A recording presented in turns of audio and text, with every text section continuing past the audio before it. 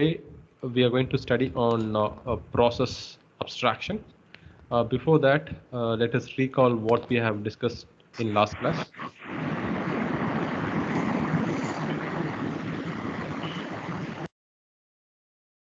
Before that, let us try to understand what we discussed in last class. So we try to understand what is operating system and some background of it, what happens when we run a program, and then what exactly operating system do. The operating system tries to manage the program memory, and it manages CPU, and operating system manages external devices, right? And then we discussed each of this in more detail, how it manages CPU, how operating system manages memory, and how it manages devices. So if you speak on device, we have something like device driver that understand the language of every device, right? So yeah, so we stopped here in the last class. Now let us try to understand what are the design goals of an operating system. So if I ask you, if someone asks you to design an operating system, then what is the major goal? The first is always people look for a convenience, right? Assume that you do not have an operating system you do not have an operating system in your machine. Will that be a convenience? Do you think without operating system you can execute a code or you are able to execute the instruction? No, sir. No. So the most important design goals of operating system is convenient. It makes convenient for the user program uh, to execute the instructions, right? It manages CPU, it provides a memory, it provides an external devices. Therefore, the operating system makes convenient for the user to execute the instructions, right? And then the operating system manages the CPU memory, and the most important point is isolation between multiple process, right? When you have a multiple process P1, P2, P3, and every process have its own memory image, right? What the memory image consist of? The memory of a process consist of Cache, Code, heap, data, the heap, and code stack. data. good Stack heap. code. Yeah, good, very good. Code, data, heap, and stack, so on, right? So every process will have a memory image. So the memory image consists of data, code, heap, and stack. Now the isolation here means that the process P1 cannot enter into process P2 memory image. Process P2 cannot enter into process P3 memory image. So there should be some kind of security should be designed for this. So these are the important design goals of an operating system. And let us try to understand what is the history of operating system. Uh, Initially, the operating system started with a set of libraries. Okay, the set of libraries which has a function. Okay, it provides the library provides some common functionalities for accessing the devices and so on. So when you use a library, we make a procedure call. In library, we use a procedure call. Later, the procedure call being evolved to a system call. From the procedure call, we just move to a system call. Now the question comes here: what is the difference between the procedure call and system call? Today, in most of the recent operating system, we use a system call. Now, can you think what is the difference between procedure call and system call?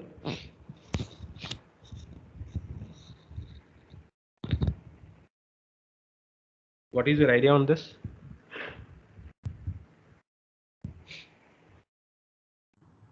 So is procedure called something like each process was called one by one and you couldn't simultaneously do it? Okay, okay, fine. So yeah, that's fine. So you have a library, right? So when you have a library, every time you have to, for each and every instructions, we have to import those library, and that we call it as procedure call. right? Now, system call is slightly different from the function call. Understand this. The system call is slightly different from the function call. When we run the operating system code, the operating system, okay, when we run the operating system code, it runs in the higher privilege level. Okay, when we run the operating system code, the CPU executes the operating system code at higher privilege level. What do you mean by higher privilege level?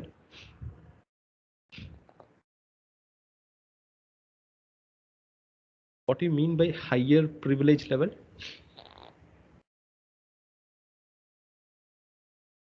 Sorry, it gets an higher preference. Yeah. See, the user program, whatever we write, right? It cannot do, the user program cannot do bunch of things, but the operating system code has more privileges, right? We make a system call. So this system call will make the operating system code to execute. Therefore, operating system code has some higher privilege than the user programs, right? So when we run the operating system code at the higher privilege, this gives you some kind of securities. Okay, fine. And the last point is, if you look at the old mainframe computer, it just able to run only one program at a time, right?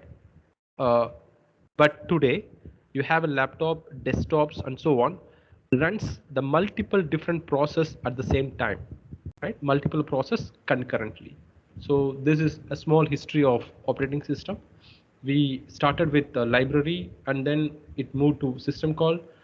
So system call, when you run the operating system code using a system call, then it executes at a higher privilege level, so it provides an security. And then currently most of your operating system able to execute the process concurrently, right? So with this understanding, let us move to a process abstraction. Fine. Now, what do you mean by process abstraction? What do you mean by process? A program which is running. Good.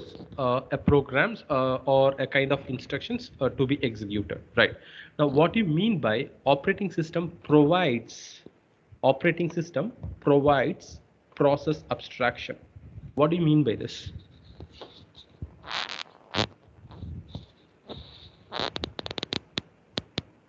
Creates and manages the running programs, like allots the space.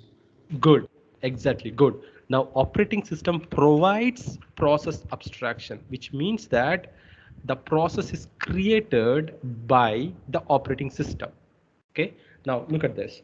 When you run an executable file, okay, when you run an executable file, that is, when we run a C program from the command prompt, the operating system creates a process. Okay, when you run an executable file, the operating system creates a process. Now, what do you mean by process?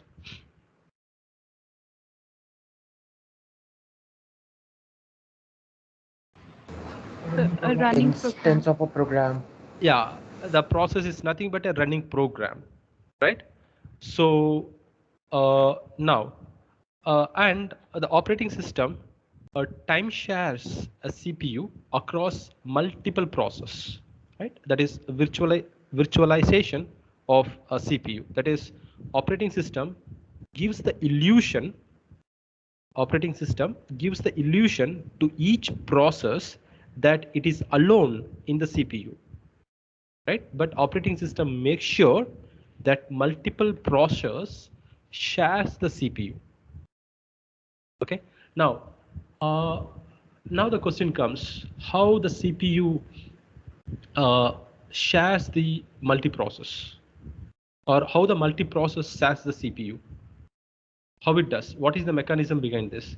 You have process P1, P2, P3, and so on, and you have a CPU, right? Now operating system time shares the CPU between this process. Process P1 will be executed for some time, and then P2, and then P3. Now to do this, what is the mechanism behind this?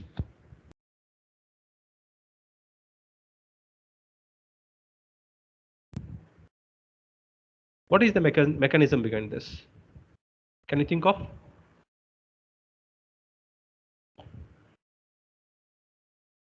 I repeat. Sir, the processes are given some priority, and according to that, they are given some time.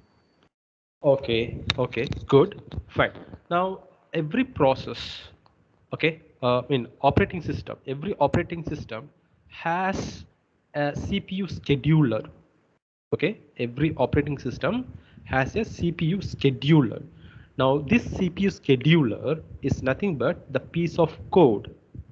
Okay, this piece of code will pick one of many active process to execute in the CPU, right? So we have a scheduler, CPU scheduler. It is a piece of code that picks one of the process to be executed in the CPU. Now this scheduler has two important things. One is policy, other one is mechanism. Okay, the scheduler has two parts. The first one is policy.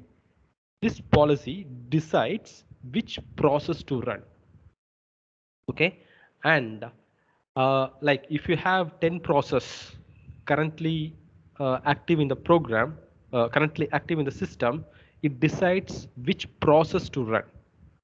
Okay, and yeah, so the second parameter is mechanism. So you have a process P1, a P2, P3, right?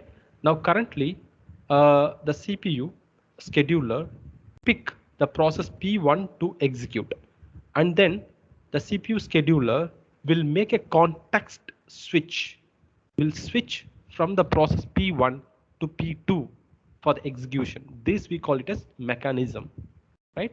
So we have a mechanism like context switch. So the CPU will move from process P1 to P2, and we will be discussing more on this context switch in the coming classes. Okay, fine. And now the question is, we know that operating system provides the process, right? When you execute the program, when we run the executable file, the operating system creates a process. Now the question is, what are the different data or what the process hold, what the process contains? Every process contains what?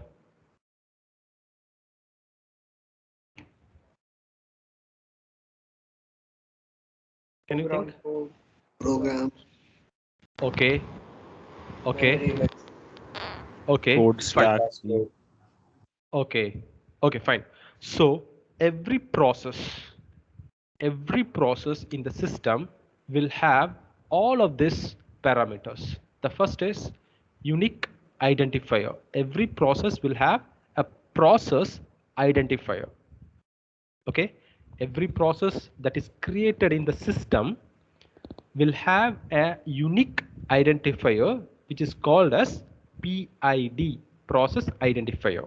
Okay, and the process, no, when the process is created, every process will have a memory image, right? So this memory image will have code, data, stack, and heap. Now here, code and data are static. Why? And stack and heap are dynamic. Why we say code and data is static? So because the process code and data doesn't change during runtime. Good. A code is an instruction, right? And data is the variable associated with that code. So this two will not be changed, right? So yeah, so the memory image of a process will have code, data, stack, and heap. Now code is nothing but an instructions of a process, and data contains various variable of a program. And stack, what do you mean by stack? Why we need this? So function calls are stored in the stack. Yeah, when we make a function call, we always give some argument, right? So all those arguments will be available in stack. And then we have a heap. So where we give a memory for the process to store, right? And a code and data is static because when we write a piece of code and compile them, code and data is always fixed. We are not going to change that. But stack and heap is dynamic. Why? Why it is dynamic? So because after one function call that's removed from the stack and the next comes on top. Like Okay. the Okay. process, the data in the stack keeps changing. Good. Exactly. Good. Now, every time when we run a program, okay, when we run a program, we make a function call. So the stack keep changing. So that is why it is dynamic. And heap is also dynamic. If you want to dynamically allocate a memory at runtime, for example, like malloc, so all this comes from heap, right? Therefore, stack and heap is dynamic and code and data is static, right? So all this code, data, stack and heap are the pieces of a memory image, right? Where this memory image resides in system?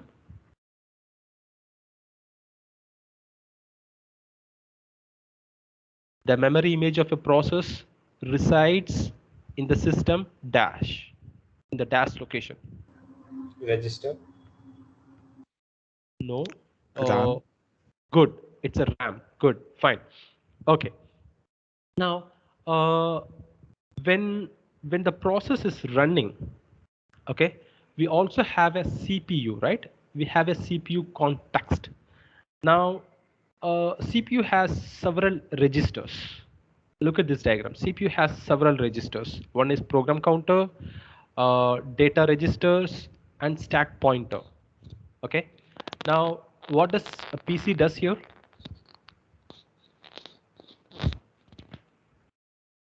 It points to the current instruction. Yeah. Look at this diagram. In CPU, okay, we have several registers. One of that is PC, program counter. The program counter points to the instructions, points to certain instruction, right? And we have a stack pointer. Now stack pointer that is pointing to the current position of the stack. Okay, it will point to the current position of the stack. And we also have other registers like data, which helps to store the variables of the instructions or the variables of the code. Okay.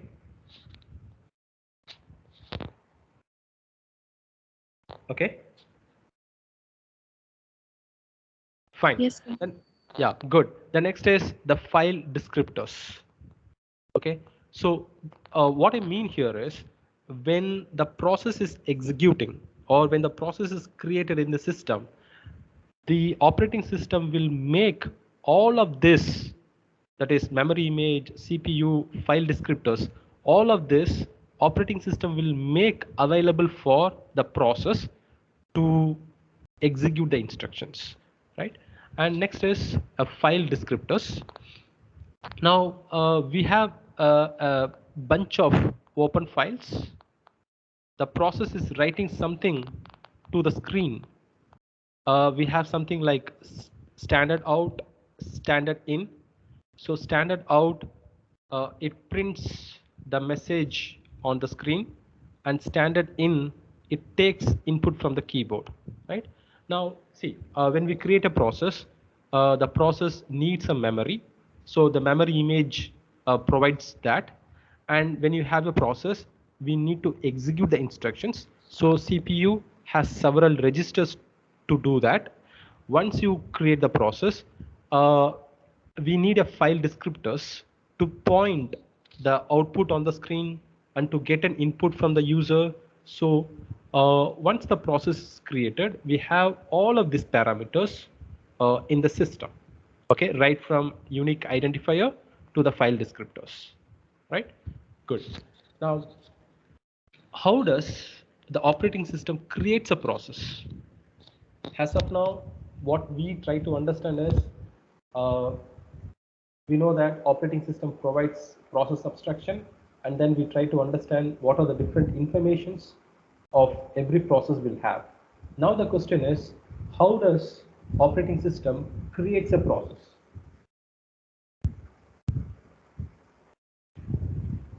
Can you think of?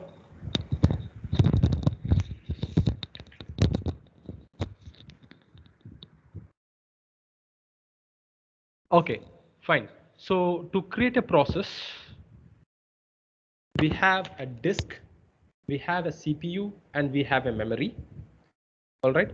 So in the disk, we have an a.out is an executable of your process, and then you have a CPU, and then you have a memory. Now, what operating system does is, it takes, look at the figure, it takes a chunk of memory. Okay, it takes a chunk of memory from the RAM and it allocates to the process. After you have a memory, the operating system will copy the executable from the disk to the memory. Okay, so the operating system build up the memory image of a process.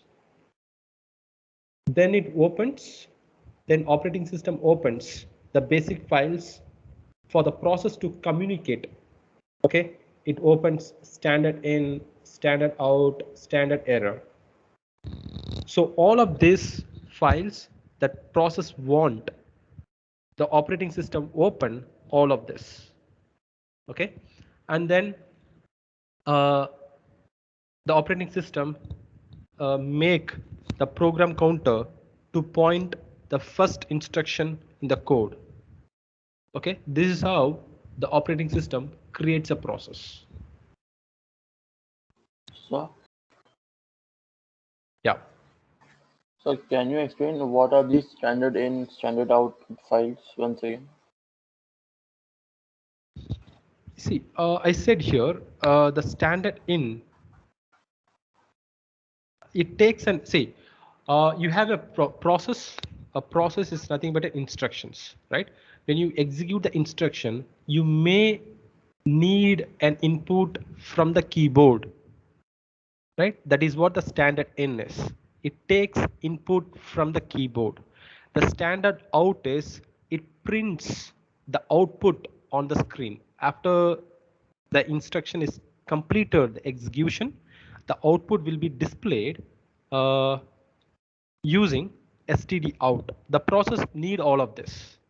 And then std error is, if the instruction has some error, this file will say that this line have some error. Okay. Yes, sir. Thank you, sir. Yeah, good, fine.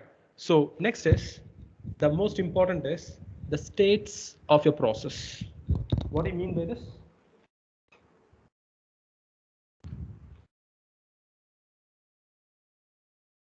When the operating system creates a process, the process exists in different state. Not all the processes are equal. Okay, let us try to understand what are the different state of the process. The first state is running. The process currently executing in the CPU is called running state. Okay, the process which are ready to run, the process which are ready to run, but they are not yet run, right? The process which are ready to run, it is in the ready state. And we have some process which are in the blocked state. What do you mean by this? Certain process are suspended, not ready to run. What do you mean by this? Like maybe it corrupts the files, so we like suspend it. Okay. Okay. Any idea on this? Why we call it a suspended or blocked? So can we say if the program runs like infinity times, then also it gets blocked? Okay. So Okay. maybe it's taking a lot of memory and it's hard for the other processes to run. Okay. Okay. Good. Fine. Maybe Now, waiting for anything. yeah, exactly. Yeah. So now why we call the process is suspended or blocked? The reason is when the process is executing, okay, when the process is running, the process wants to read some data. Okay, when the process is executing, it want to read some data from the disk. Okay, so the process has issued a request to a disk to copy certain data. So to complete this request, to complete this request, the disk takes some time, right? So during this request of time, the process will go to the blocked state. Okay. All right. Yes, sir. Yes, sir. Yes. Now the question is when it will be unblocked.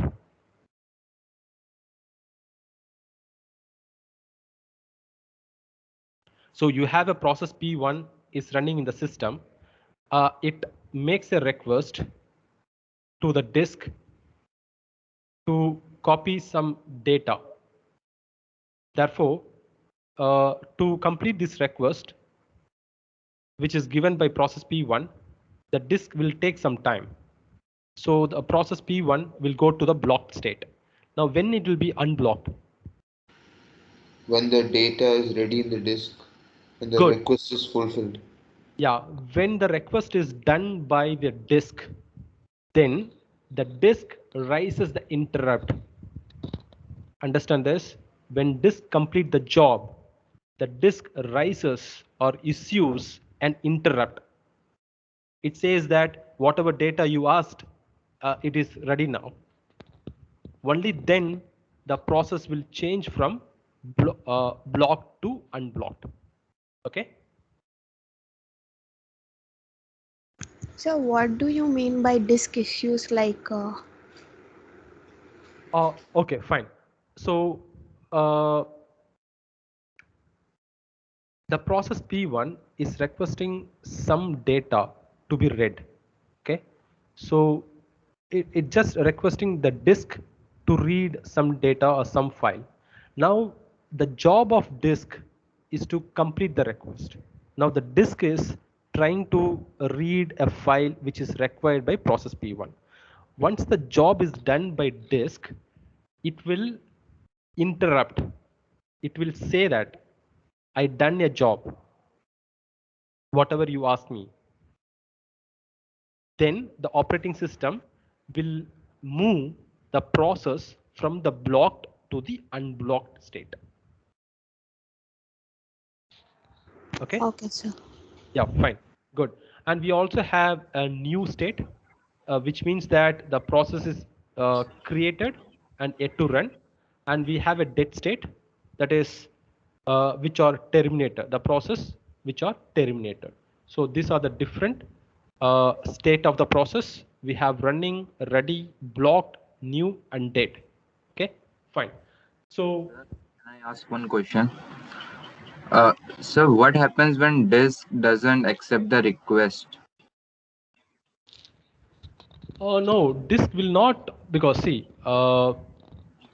in the disk, in the system, you have a disk. The disk will have a multiple blocks, right?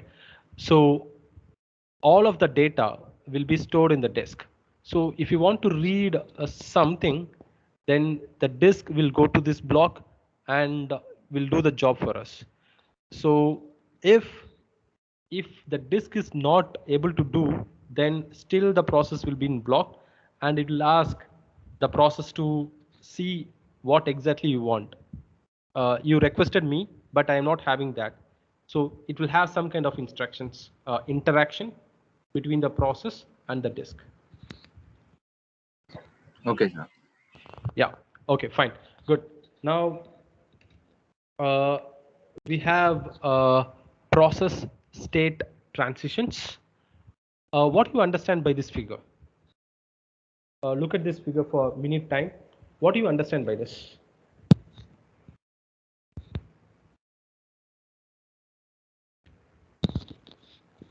So this is the figure which captures process state transitions. What do you understand by this? Initially, we try to run the program, and if there are disk issues, it goes to blocked state. Okay. And after some time, if it gets ready, if it gets done, it will go to the ready state. Good. Okay. And then now, it gets scheduled. Yeah, good. Now look at the figure. We have a ready state, we have running state, and then we have blocked state. Now let us try to understand what this figure tells us. The process which is in ready state, the process which is in ready state, which is ready to run. Okay, the process which is in the ready state is ready to run. Then the CPU schedule the process. Therefore, the process change from the ready state to the running state. Okay, now we know that operating system time shares the CPU among the process. So the process, after some time, the process may be descheduled and it go back to the ready state. Okay, in the ready state, you may have multiple process, P1, P2, P3, and so on. Once the process is ready, the operating system time shares the CPU for the execution of process. So once the CPU schedule for the process to execute, the process change to running state. Okay. Then when the process is running, it starts an IO. It makes an IO initiate. What do you mean by this? Input output system.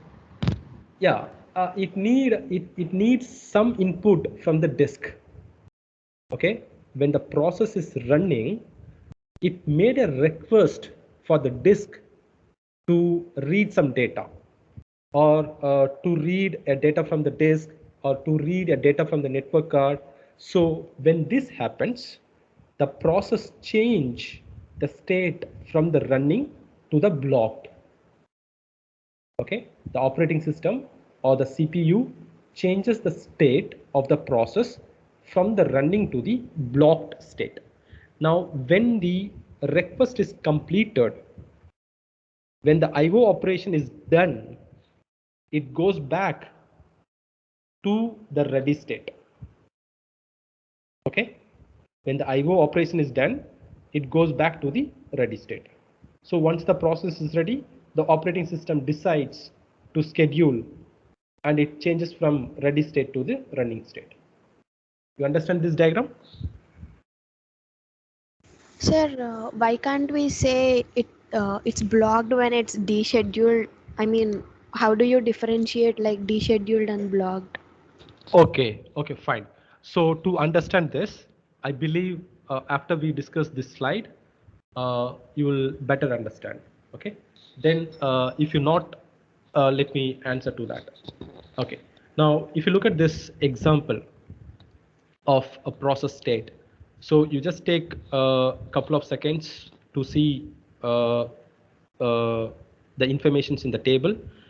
In the first column, you have a time. In the second column, you have a process P0. In the third column, you have process P1, and then you have some related informations. Okay.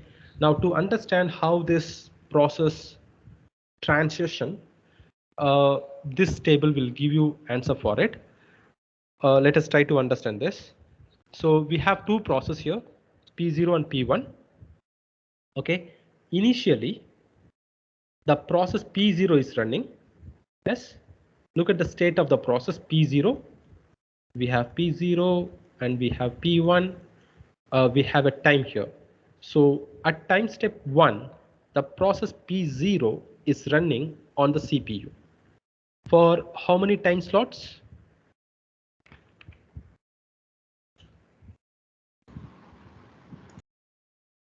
3 time slots. Good. For 3 time slots, the process P0 is in the running state, which means what? The CPU is executing the instructions of P0. At the same time, what is the state of the process P1? Ready. Ready state. It is ready to execute, but the CPU yet to be scheduled for it, right? Now, at time step 3, the process P0 initiates IO block. Initiates for input. Initiates an IO request. When process P0 initiates IO, what happens to the state of the process P0? It gets blocked. Yeah, because it is not able to execute, it needs some data for the execution. Therefore, it just initiated IO. It want to read some data from the disk or from the network card.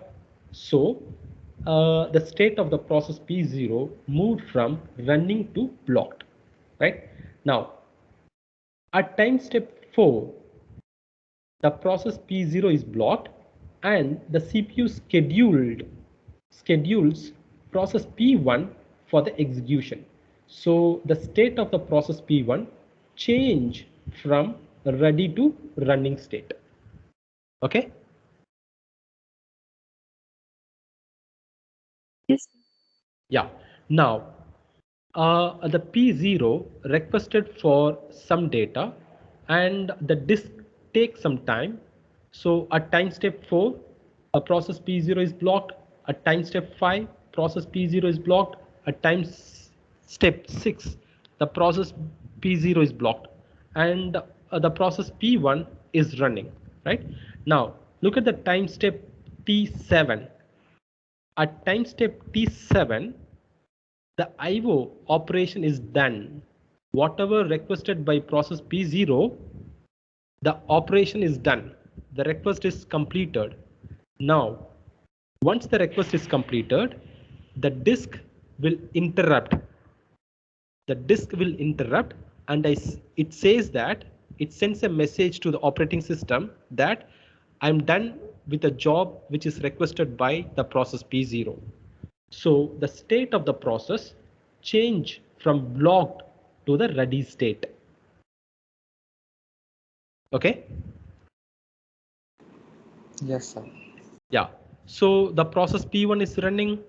Once after the process P1 completes the execution, okay, once the process P1 done with the execution, then at step 9, at time step 9, the process P0 change from the ready state to the running state.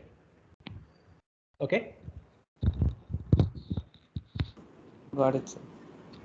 Yeah, good. Now, yeah. So the last slide for the day. Everyone understand this? Yes, sir. Yes, sir. Yeah, please go ahead. Sir, when the process not changes from ready to running, then what will happen? What will happen to process one? I think I'm not able to hear you completely. Can you please check your thing? Sir, am I audible now? Yeah, but there is some background noises. So yeah, you please take care of that. Let me complete this last slide, then we'll have a discussion. Okay. Now the question is, you have a multiple process in the system, right? You have process P1, P2 up to Pn. So now, how the operating system keep track of all of this process? Every process have what? Every process consists of Code, data, heaps. yeah, every process will have a memory image. Now, if you have n process in the system, how operating system keep track of all of this process?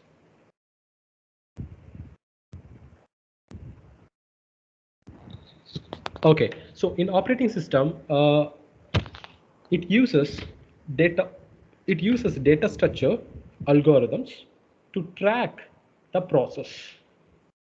Okay, it could be a linked list. The data structure algorithm could be a linked list or heap. So this algorithm will help the operating system to track the process. Okay. Now, okay. So every process, information about every process will be stored in the process control block. Okay, every information about every process will be stored in a process control block. Now this list of PCB is maintained to track all the process in the system. I repeat, every process or information about every process will be stored in a process control block. And this list of PCB, because you have a multiple process, every process will have a PCB. Therefore, the list of PCB will be maintained by the operating system to track all the process. Now, this PCB will have informations like every process will have a PCB. This PCB will have informations like process identifier, state of the process, and all related process. So your process may have a parent process or super parent process. So the PCB will point to all the related process, and then the PCB will have the CPU context of the process. What do you mean by this? This is important one. What do you mean by CPU context of the process?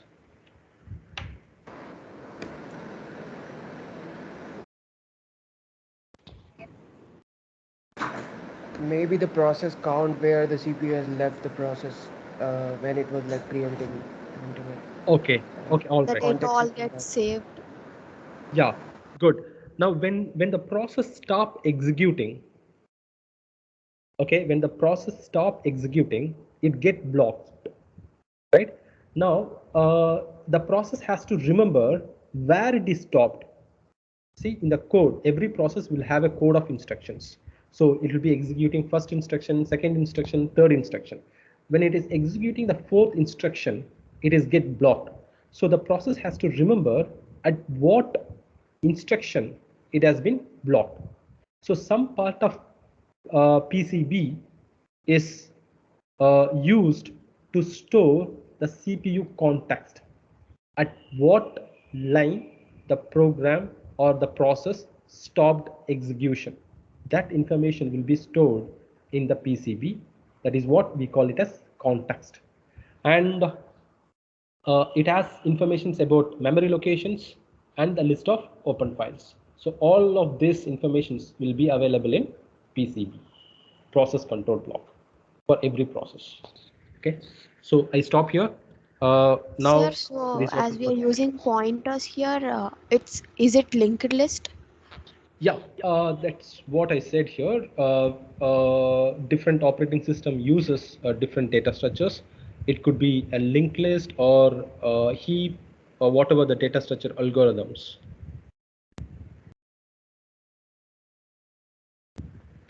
Okay, sir. Yeah. So we have 5 minutes of time. It is open for discussions. Excuse me, sir. Yeah. Does every process have its separate process control block? Yeah, every process will have a separate process control block. So then all the process control block will be connected? Yes. Look at the figure. All the PCB is connected. The list is maintained by the operating system to track all of this. Okay. Yeah. The process whichever active in the system, only for those PCB will be available for all the process.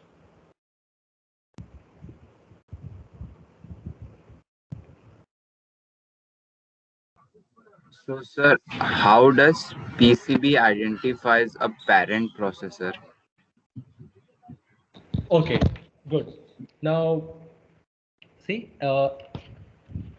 we have process P1, and the process P1 have a code, and when you write a code, you have a multiple lines, and somewhere you'll have a when you write a code, if you use parent and child, then in some instruction, in some line, you'll be writing a instruction for a parent, right?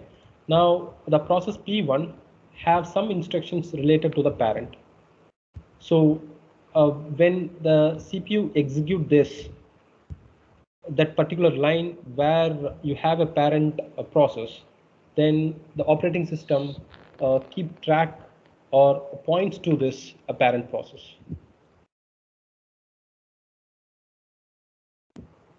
Okay, sir. Okay.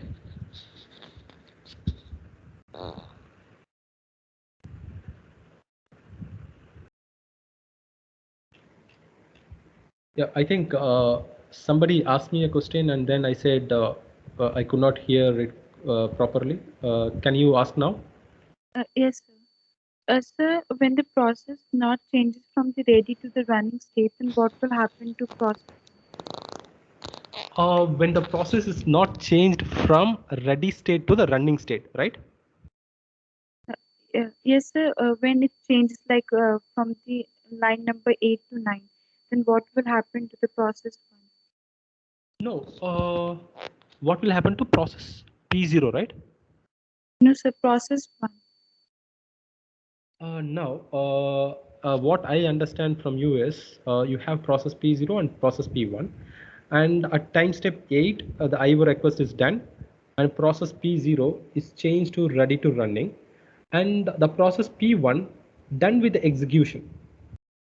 The process P1, in process P1 you have some instructions. All the instructions execution is done, and therefore the CPU schedule process P0 to execute. So it changed from ready to running state. Now the question is, you ask me that what happens if the process not changes from ready to running state? That will not No, happen. sir. Yeah, that will not Actually, happen. Yeah. So, what I meant is that when process not changes from ready to running state, and for example, if the process one is not completed yet, then what will happen? Okay, if the process P1 is not completed, then the CPU will look at the priority of the process. You have you have multiple scheduling algorithms like SJF, priority round robin. Based on that, if the process have highest priority, let's say that the process P0 has highest priority. Once the requested data is done, the CPU will immediately schedule process P0 for execute. If P0 has least priority, then it will the CPU will make sure that the process which has highest priority will be given a time for the execution. Okay, sir. Yeah, I believe I answered your question. Yes. Yeah. So, is there any further questions to ask? Okay. So, sir, you mean that even Yeah, I will do the quiz now. Just give me some time.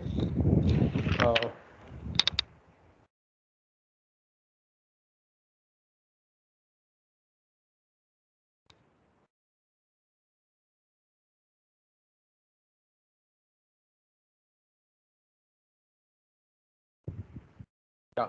So let me stop here. I'll be posting the quiz right now.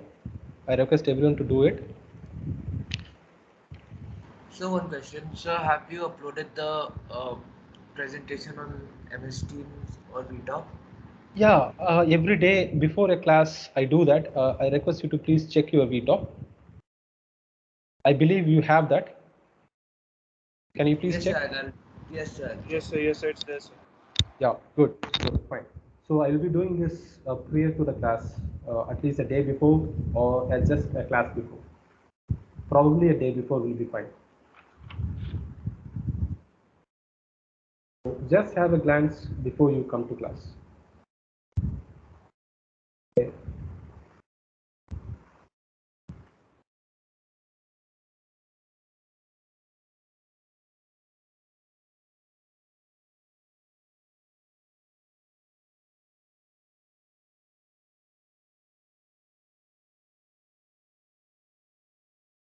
Just give me a minute. I'm sorry for this.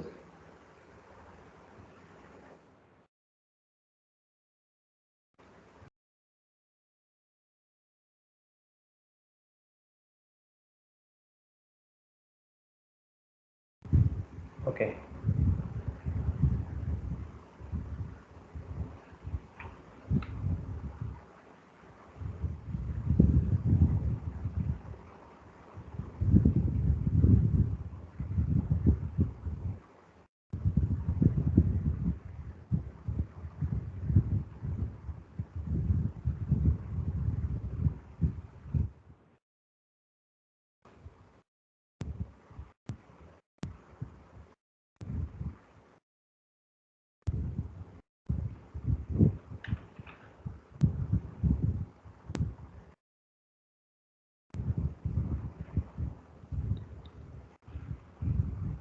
Yeah, you can find your link for the quiz for the day.